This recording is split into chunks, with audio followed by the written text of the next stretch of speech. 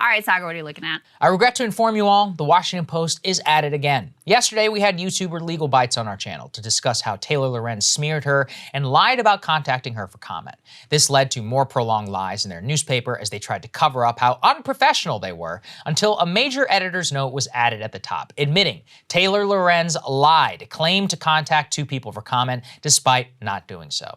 You would think a humiliating incident like that would be enough. But no, the internecine battle has erupted online over a stupid retweet that threatens the integrity of the Post workplace itself.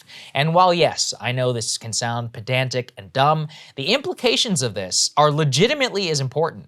This is the second most powerful newspaper in America. It all started with a retweet by Washington Post political reporter Dave Weigel.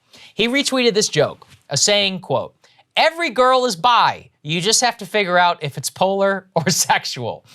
I mean, look, it's kind of weird for sure. It's amusing, I guess, in a boomer way, but it's not that bad if you ask me. That, however, was a bridge too far for reporter Felicia Somnes. Now, she screenshotted that tweet saying, quote, "Fantastic to work at a news outlet where retweets like this are allowed. Wow, you're publicly putting your colleague on blast for a bad joke that he didn't even make. That's pretty wild, right? You know, par for the course in these woke workplaces. But from there, things were spiraling. Dave Weigel actually apologized for his quote-unquote offensive retweet. But then the Washington Post management got involved.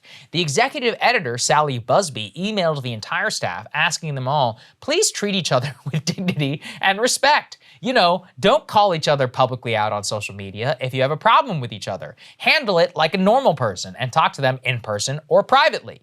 Oh, but no, it does not end there at all, because one of Weigel's colleagues and another person who works at the Washington Post responded to Felicia. Jose Del Real. He is a reporter who responded to Felicia's call saying, quote, "Felicia, we all mess up from time to time. Engaging in repeated and targeted public harassment of a colleague is neither a good look or particularly effective. It turns the language of inclusivity into clout chasing and bullying. I don't think this is appropriate." You see, Jose really screwed up. You should never try to argue rationally with a suicide bomber level crazy person like Felicia. And from there, she went scorched earth. Felicia responded that by objecting to sexism and standing up against a dumbass retweet is not clout chasing or harassment, even though that we all know it is, and began taunting Jose Del Real for blocking her on Twitter and noting how he himself got harassed. Remember, these are all colleagues. Then a true woke-off ensued. Del Real noted he is the only Mexican-American reporter at the Washington Post and is openly gay, because he needs to establish his own woke credentials. Felicia then began calling out Jose Del Real. She's not inciting harassment against him, but also she set the standard that by responding to her, he is harassing her. The classic Taylor Lorenz standard. Since then, she has been spastically retweeting attacks on her own colleagues and retweets about how the Washington Post needs to stand up for her. So where does that leave us? And why does any of this BS matter? Because these are some of the most powerful political reporters in the country. They work at the second most powerful newspaper in America. These people deliver our news, and this shows us how insane they are.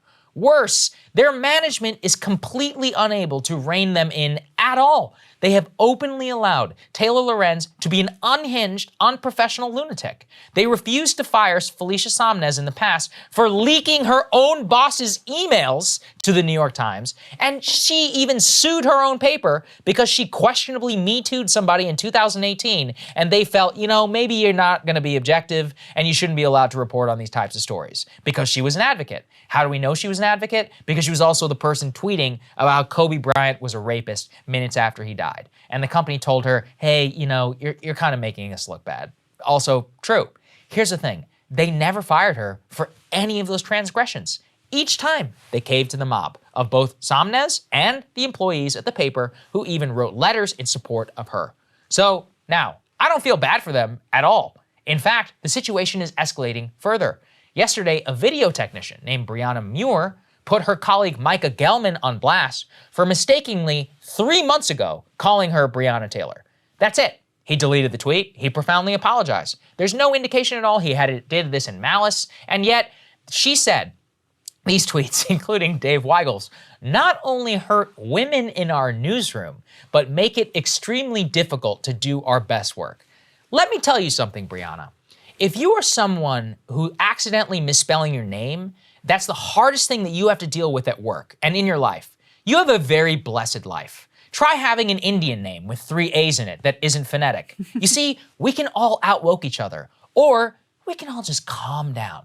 The reason I've bored you in excruciating detail with all of this is because as I was wrapping up this entire monologue, guess what breaks across the wire?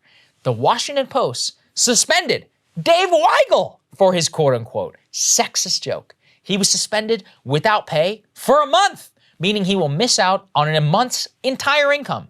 At the same time, Taylor Lorenz can literally print lies. She can violate basic journalistic practices. She's gonna keep her job. Felicia Somnes, she can behave like a complete lunatic, harass her colleagues. She's fine. You know what that really deserves major punishment? It's retweeting a boomer joke. This is a major event in media. I know it might seem trivial, but it is a warning shot to everyone inside the system. You're not safe, even if you're normal. They will come from you, and there is only one solution. You gotta burn this thing to the ground. I mean, listen, you're not wrong. Cable news is ripping us apart, dividing the country, making it impossible to function as a society, and making it impossible to know just what is true and what is false.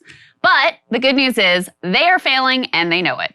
That is why we're building something new, a new mainstream, a healthier one, something more trustworthy, something that we are going to need in one of the most pivotal times in American history. We are building up here for the midterms, for the upcoming presidential election, but we need your help. So if you can help us out by becoming a premium member today at breakingpoints.com, we're trying to change America for the better and the entire world. So what are you waiting for, guys? Go to breakingpoints.com and sign up and help us build a new mainstream.